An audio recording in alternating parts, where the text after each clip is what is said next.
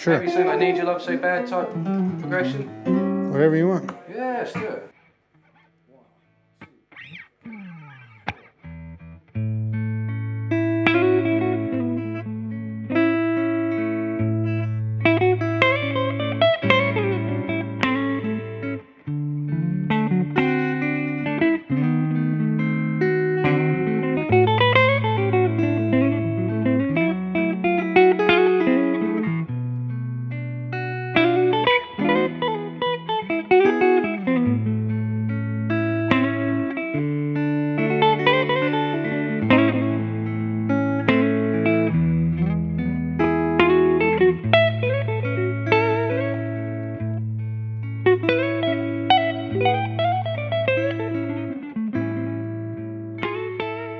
So, is this your first time to Guitar Village then? It is my first time. Yeah. First time to Farnham as well? It is, And yeah. so, what do you think so far of the town and the... Well, I haven't got to see the town that much yet. I got here in the middle of the night last night and then was teaching all day today. But it looked nice from the walk just now down to here. And the shop itself is amazing, man. You know, what a setting for... Oh, yeah, we're very fortunate. It was built in 1467. Wow. It's older than America. It is. So you are on a break now. So you've just finished touring the UK? I just finished touring the UK. I'm here to do guitar breaks for a couple days, go home for 3 days, and then start another tour immediately. Oh, really? Oh my God.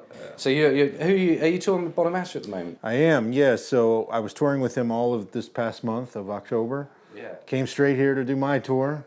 Go right back and do another month with him. Yeah. Oh, well, what's it like touring with Bonamassa? Well, this is the first time I ever toured with him. You know, Joe and I work together a lot, and we're really close friends.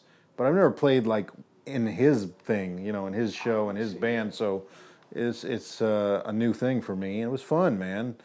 You know, and mostly it's just fun being on the road with your friend. Joe's, you know, we're really close friends, and we do a lot together. So do you use Joe's band when you tour with him, or do you use your own band? oh, I'm not using. I'm in his band on so this. you are Yeah, literally, so yeah, that's why it's all new. Wow.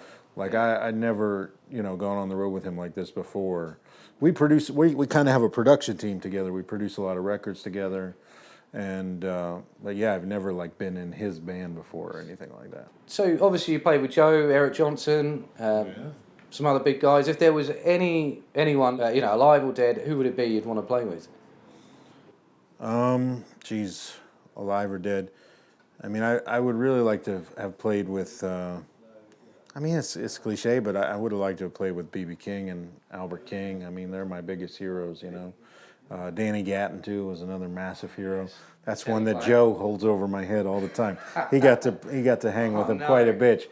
He's like, man, you would have loved him. He would have loved you, he always says. I wish, man, nice. I would have loved to have met him. He was a massive influence. So is that who got you into guitar then, or what got you into guitar?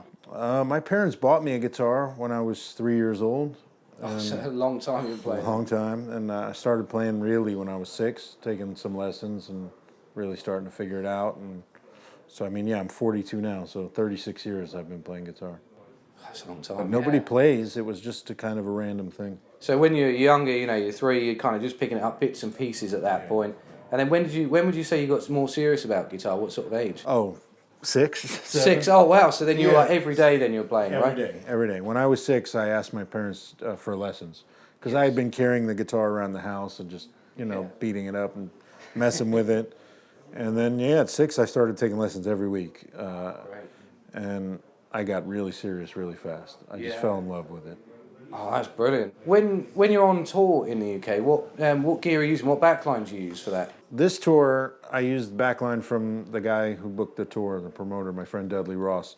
So luckily he has some good amps. So, oh, okay. What amps are you using? He had a 2-rock and a Lazy J, so I used those, and they're good amps, obviously. I have a 2-rock at home that I use sometimes. I know them very well. I'd never used a Lazy J before, but it was a good amp. Yeah, they're local. They're just in Guildford up the road. So good amps though. Good kind of tweed styling.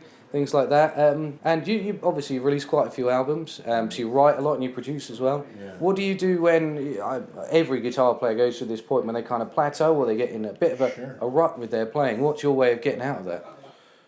Normally when I get stuck like that, I try to just learn some songs. It always gets me out of the rut because I remember why I'm playing music in the first place, because it's awesome. It You is, know, it so is. it's like, if you're stuck, man, learn an Earth, Wind, and Fire song or something. You know, like just you'll learn some new progression you never thought of. You'll hear something in a different way.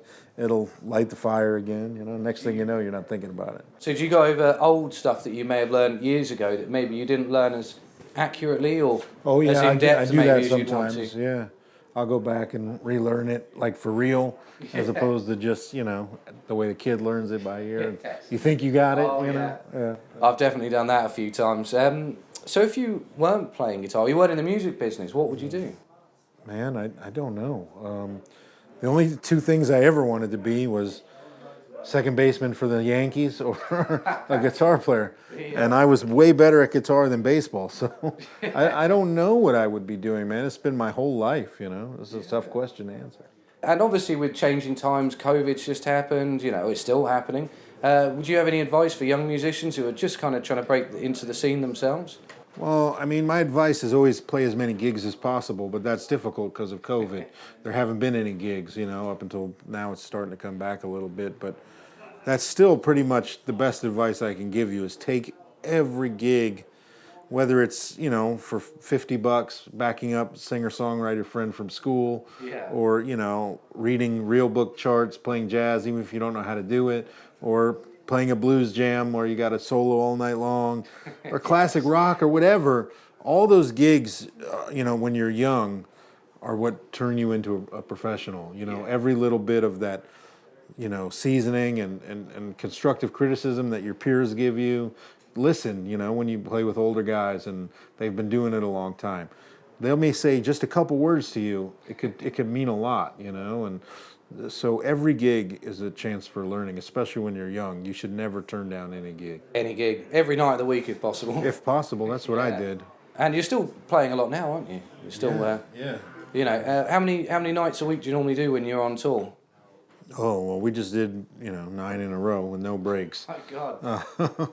But I don't know, it tends to average like 4 to 5 a week normally. That's great, yeah. And do you find that do you have downtime, right, when you're back home, you're not touring, maybe when in between writing stuff? Yeah, when I'm home, I'm usually producing records. That's become a really busy thing for me.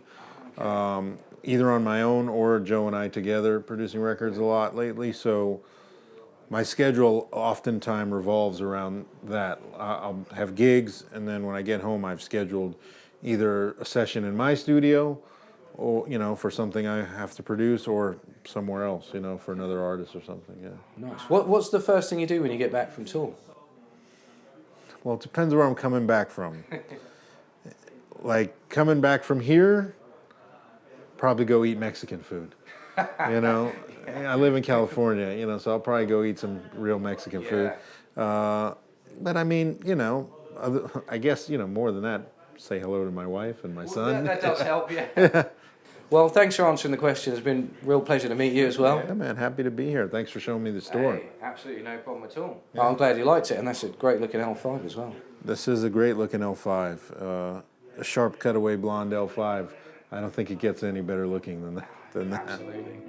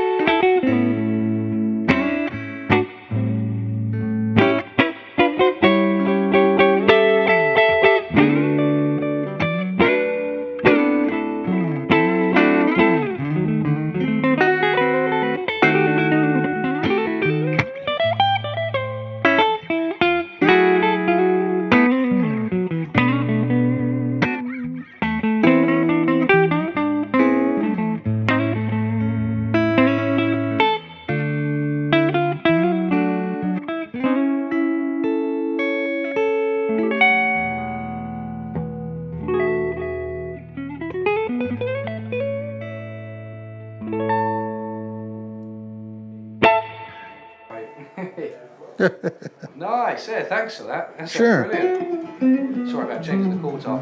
That's all right.